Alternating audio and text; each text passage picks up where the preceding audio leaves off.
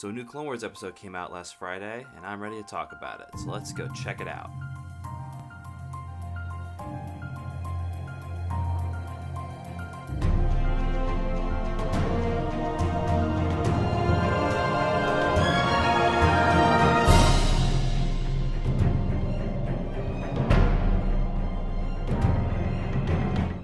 Welcome to the first episode under our new name, Kyber Gauntlet, the show formerly known as Todd Talk.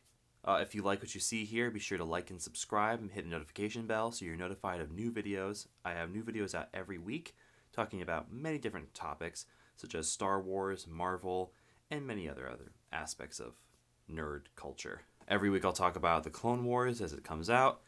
So, hey, I have some guaranteed content for the next few weeks. So, last Friday's episode was actually pretty good. This is by far probably one of my favorite episodes in the new season. Out of the whole Bad Batch arc, I'd say that this probably is my favorite out of them. It's a close tie between the first and this episode. Definitely liked it a lot more than last week's episode. If you saw my review for that one, you know I felt that was kind of a filler episode. Shows how Echo escaped, but again, you could have summed up the whole episode with, they escaped, and that's all you need to know. So in this episode, now that Echo has escaped from the Techno Union, he has a plan to help the Republic win against the Separatists. So he shows up while Mace Windu and Obi-Wan and Anakin are having a little board meeting, trying to determine what to do. And he says, if I can get to the Separatist ship, I can come up with a plan that'll help ensure a Republic victory.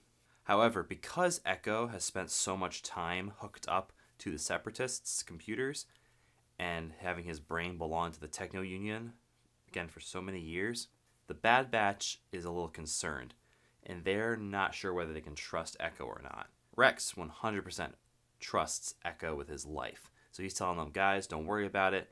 Echo will take care of it. He's a good guy. I trust him. But the Bad Batch are like, yeah, we're not so sure about that. So Anakin leads a strike team with the Bad Batch, Echo, and Rex to Admiral Trench's capital ship, while Obi-Wan and Mace Windu lead their forces to the assembly complex and then just lead this all-out strike against the base to try to capture it. It's funny, as they're attacking the base, there is this really funny scene where Obi-Wan and Mace Windu crash through the glass ceilings and they're surrounded by battle droids, and Mace Windu is just all like, my name is Mace Windu. I've disassembled more than 150,000 battle droids, and you don't really want to take me down because I'm going to take you down. So I'm offering you a chance to surrender and be reprogrammed to serve a better purpose than spreading chaos across the galaxy. And the droids are like, dude, what the heck? Of course they don't go with it because they're programmed droids, and Obi-Wan's like, oh, well, it's worth a try. It's just really funny because Mace Windu is kind of seen as more of the cold-hearted Jedi in many ways, the more militant guy. So the fact that he's showing mercy on battle droids is just a hilarious image, and even Obi-Wan's like, what? Really? But it also shows that Mace Windu does have a heart. He's not cold and heartless like some people assume he is. While this is going down, Echo, Anakin, Rex, and the Bad Batch, they infiltrate Admiral Trench's ship, and Echo plugs into their comm systems and the comm tower pillar thing, whatever it's called. And there's this really cool shot. I love this shot where he plugs in, right when he plugs in, his eyes open wide and like it zooms in to his face. And it just looks really cool. And he's like, I'm in the system. But anyways, Echo sends Admiral Trench a false battle plan or a false strategy. And telling them, hey, send all of your battle droids at once to the complex. And once the Bad Batch finds out that's his plan, they get a little nervous. They're like, that'll overwhelm our forces. What are you doing? What are you trying to pull here? Even Rex is a little like, dude, what are you doing? But Echo's all like, guys, it's part of the plan, all right? I'm going to deactivate all the droids at once he gets to the complex. Of course, the Bad Batch is still like, I don't know about this, but Rex and Anakin are like, we trust you. We're all counting on you. And of course it works. I mean, even though Obi-Wan and Mace Windu don't necessarily get it, they're warned ahead of time, but they're like, this is part of the plan. Obi-Wan's like, oh, this is such an Anakin plan. But no, in Anakin, he's probably got the hard part.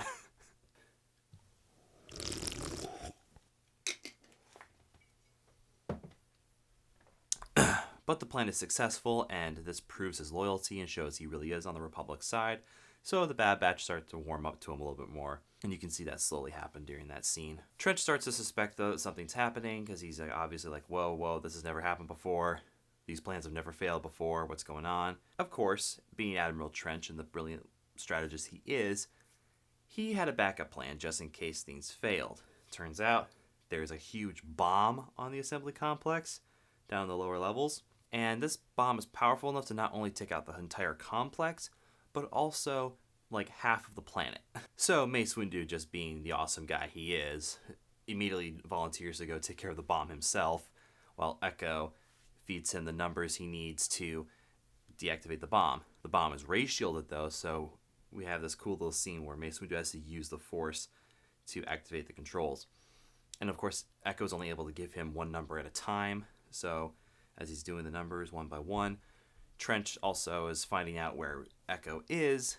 And so before Echo can give Mace Windu the last number, he's knocked out with an electrical shock that's sent from the bridge to where Echo is. While this was going on, though, Anakin had already left to go find Admiral Trench, because if Echo couldn't disable the bomb, maybe Trench could.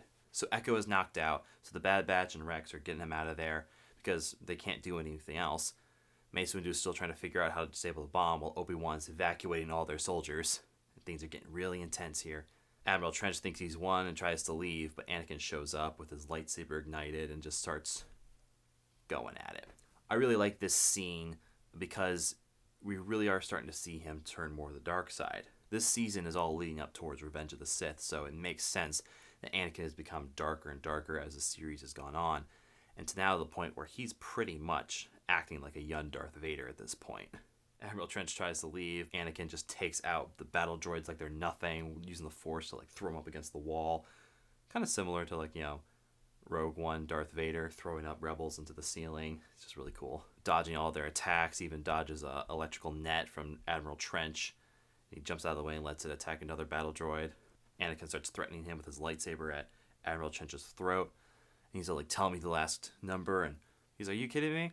Dooku would kill me if I lost an access to you guys. And of course, Anakin is like, you think I'm not going to kill you? But then, of course, Trench is like, oh, you're a Jedi, and you would never. And then before he can finish, Anakin cuts his robotic arms off. And he's like, I don't have such weaknesses. Now let's try that again. And it's like, dang, dude. He's becoming more and more like Darth Vader as the series goes on. And it's tragic, of course, but it really shows a lot of character consistency. And it's very interesting to see Anakin Skywalker acting like Darth Vader, because you think of them as almost two different characters. So to see Anakin acting like Darth Vader as he would in the original trilogy is just very interesting. It's a lot of foreshadowing. But this works, obviously, because Trench is a coward, and he gives Mace Windu the last number they need, and they deactivate the bomb. And seems like the day is saved. Admiral Trench tries to kill Anakin, though, with this electrical probe that he has on his staff. Anakin resists the electrical attack, though, and just stabs Trench in the heart mercilessly. And then just walks away as if nothing happened. Goes and picks up this detonation charge that will self-destruct the entire ship. And he's like, I'm sure Wrecker's going to love this, and runs off like nothing happened. He's not affected by it in any way.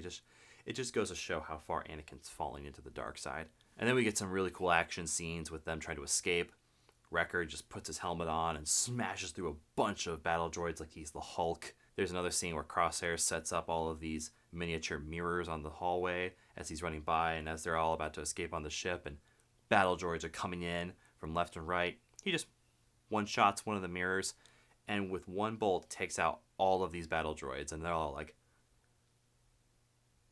what? But hey, because Anakin's such a nice guy, though, he gives Wrecker the detonation charge, because the whole episode he's thinking, oh, this is a stealth mission. I hate stealth missions. I want to blow something up. And so Anakin, being the nice guy he is, gives him the detonation charge. And he's like, here you go. I got a present. He's like, for real? You're letting me blow it up? This is the happiest day of my life. Anyways, the day is saved. Rex and Obi-Wan and Mace Windu are like, you're all getting medals. But of course, the Bad Batch doesn't want to go get medals because it's just not their thing. They're not all about the vanity. They fight because they like the thrill of it. And Echo notices they're not coming. And he's like, you guys aren't coming? And they're like, yeah, no, it's not our thing. But then they ask him, is it yours? And he's like, wait, what do you mean? And they're like, look, you know you're different than the rest of the clones now. Your path is different now, just like ours. And if you ever feel like you don't belong, you can always come find us. And they offer him a place among the Bad Batch.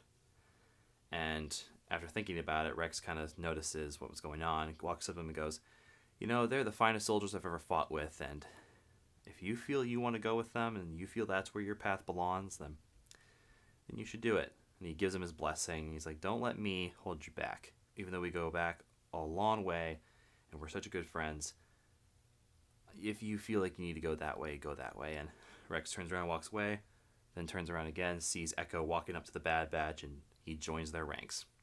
And I just thought it was a really happy ending. Echo, even though now he's different, has found new brothers that he can have some camaraderie with. And that's where the episode ends, with Echo joining the Bad Batch. And honestly, it was a really great ending. This is actually different from the original ending, though, in the unfinished episodes that they released a while back.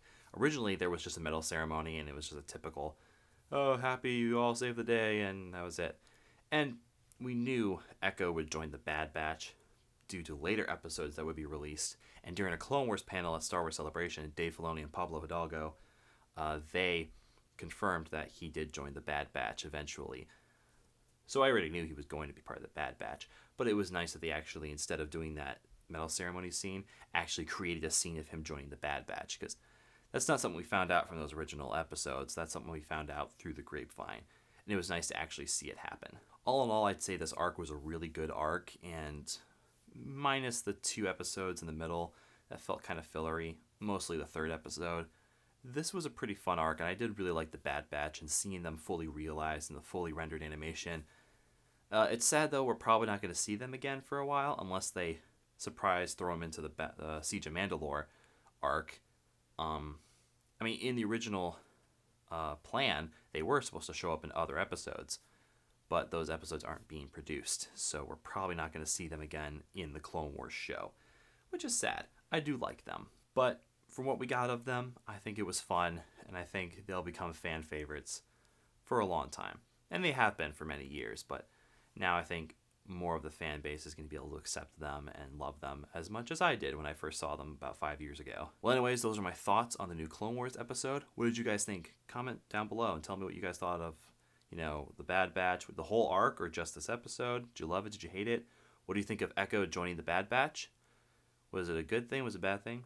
Also, did you trust Echo through this episode? Did you think he was going to go bad, or he was going to stay on the Republic?